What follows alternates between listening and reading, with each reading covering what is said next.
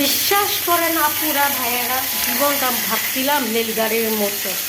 চুপ রেলগাড়ি তো এক জায়গায় কোনোভাবে থামে যায়, কিন্তু জীবন তো থামে না। যাই হোক, ভুল ধারণা। আর ঘরের বেড়ারা যদি মহিলাকে দাম না দেয় তো কোথাও দাম পাবে না। সত্যি কথা, শ্বশুর শাশুড়ি কারোর কাছে দাম দেবে, কারণ আপনার ঘরের পুরুষে আপনারা দাম দেয় না, তাহলে আর বাকি মানুষ কীভাবে আপনাকে দাম দিবে?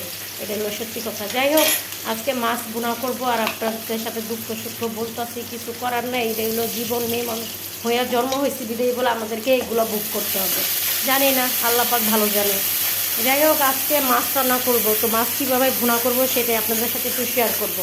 তো এটা ওই যে তুলার ডাকি বলে, লম্বা লম্বা একদম নাকের মতন খাড়া খাড়া তুলার ডাকি মাছটা, সেটা রান্না করবো। আমি জানি না এটা তুলার ডাকি বলে না কিসের ডাকি বলে, আমি বুঝতে পারি না মাছটা। যাই হোক, একটা মাছ, এই মাছটা খেতে খুবই মজা, সত্যি কথা। যেটা ওই যে আমি এখানে ভেজে নিচ্ছি, আর এখানে আদা রসুন আর লবণ দিয়ে এটা ভেজে নিচ্ছি, মশলাটা ভেজে তারপরে একটু পানি দিয়ে দিলাম। তারপরে এখানে যে দেখেন অল্প একটু হলুদ দিয়ে দিলাম, আর একটু ধনের গুঁড়া, আর সাথে দিব একটু মরিচের গুঁড়া, কারণ একটু ঝাল দিব না, বাচ্চারা খাবে তো তাই ঝাল হইলে। আর এই মাছটা সত্যিই খাইতে অনেক মজা। আর ভাগ্যে ফ্রিজে যায় ভাবছিলাম যে টমেটো আছে, পরে যা দেখলাম টমেটো নাই। মাছটা টমেটো দিয়ে ভুনা করলে আরও বেশি মজা লাগে। যাই হোক, যা আছে তাই দিয়ে চলবেন, কিছু করার নেই। না থাকলে কী করার, না থাকলে এমনি তো রান্না করা যায়, আর থাকলে একটু ভালো হয়, এটাই হলো বাস্তব কথা।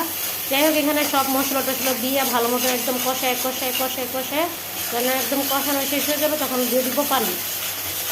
পানি দেওয়া শেষ হয়ে দিয়ে আমার এখন ভালো মতন কিন্তু কষাচ্ছি, যাতে মশলার গন্ধ যত না থাকে, বুঝছেন? ফলো করবেন, যদি ভালো লাগে তো ফলো করলে রেসিপিটা রান্না করতে পারবেন। যাই হোক, একটু ভালো মতন কষানো শেষ হয়ে গেছে। তারপর আমি যে দেখছেন ঝোলের পানি দিয়ে দিলাম। ঝোলের পানি দিয়ে তারপরে ধরেন মাছগুলো দিয়ে দিব। যে মাছগুলো একটু ছুটাই দিচ্ছি, নাহলে তো ছুটবে না, মাছগুলো ভেঙে যাবে। মাছ ভেঙে গেলে তো সমস্যা হবে। যেহেতু এক রান্না করছি, মাছ শুধু আর কিছু রান্না করি নাই। এই যে মাছগুলো দিয়ে দিলাম, তারপরে মাছগুলো দিয়ে তারপরে সুন্দর করে এগুলো সুন্দর করে একদম সাজিয়ে গুছাইয়া দিব, যাতে সুন্দর লাগে দেখতে। এই তো সাজিয়ে গুছাই দেওয়ার পরে একটু ঢেকে দিব। ঢেকে দেওয়ার পরে ধনিয়া পাতা না দিলে তো মাছ মজাই লাগবে না, কারণ ধনিয়া পাতায় মাছটার মজার টেস্টটা বাড়ায় দেয়। আর যারা ধনিয়া পাতা খায় এরা তো জানেই, ধনিয়া পাতা যারা চলবে না। আর এখানে মেথি ভিজিয়ে রাখা হয়েছে, সিয়াসি ভিজিয়ে রাখছে। কখন যে খাবে শাশুড়ি মা উঠে আল্লাহ জানে। শাশুড়ি মাছকে সেই লম্বা ঘুম দিচ্ছে। যাই হোক, ডাকলাম না, হয়তো বা শাশুড়ি মার শরীরটা ভালো না, হয়তো বা কিছু একটা। যাই হোক, শাশুড়ি মা উঠে খাবে না, একবার দুপুরে ভাত খাই ফেলবে, কী করবে, কিছু করার নেই। আর এই তো মাছ বোনায় যে ধনিয়া পাতা না দিলে মাছের কিন্তু সত্যি টেস্ট নাই। ধনিয়া পাতায় কিন্তু মাছের টেস্ট বাড়ায়। সত্যি কথা বলছি কিনা এখন ফেরত জানাবেন। আর আজকের এই পর্যন্তই শেষ করলাম। আর কেমন হয়েছে আমার মাছের রেসিপিটা কমেন্ট করে জানাবেন। বাই বাই, টাটা, ভালো থাকবেন।